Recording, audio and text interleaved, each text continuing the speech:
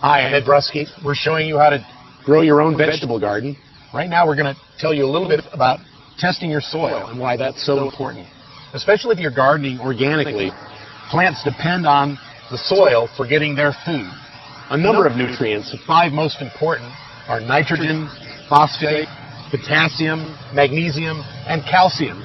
And there's no way to really know how much of those nutrients are in your soil without getting a professional test. And that means sending some of your soil to a professional laboratory.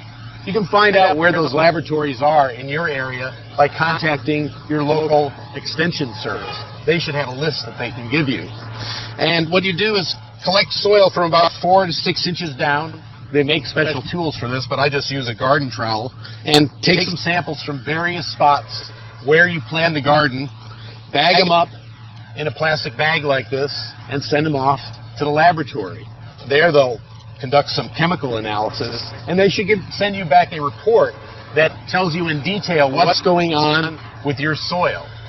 If your soil is a little short of organic matter, that's pretty easy to fix. Just add some compost, either compost you make yourself or compost from the local garden center. The report should also tell you what the pH of your soil is. Now that refers to the level of acidity or base in your soil. And it's done on a scale of 1 to 14, with 1 being the most acidic soil and 14 being the most base. Typically, areas in the east part of the country, or wet parts of the country, have more acidic soil, while the western parts of the country and more dry areas have a more base type of soil. The laboratory should give you instructions on how to fix that, either by adding lime if your soil is too acid and how much of it, or by adding sulfur and how much sulfur if your soil is too base. Another reason to get your soil tested is to make sure it isn't contaminated with lead. That would be an issue particularly in urban areas where lead may have been shed off of buildings and paint, or come from gas fumes from busy roadways and entered your soil. It won't leave your soil. It's always there. So it's good to have it tested.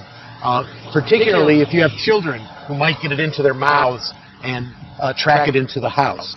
Vegetables mostly do not take up lead, but it can be a concern with leafy greens or with root vegetables. So always make sure you clean your root vegetables and peel them if you have any concerns about lead. For more information about lead and what the danger levels might be for you, make sure you consult with your local extension agent. Next, we're going to talk about creating your garden beds.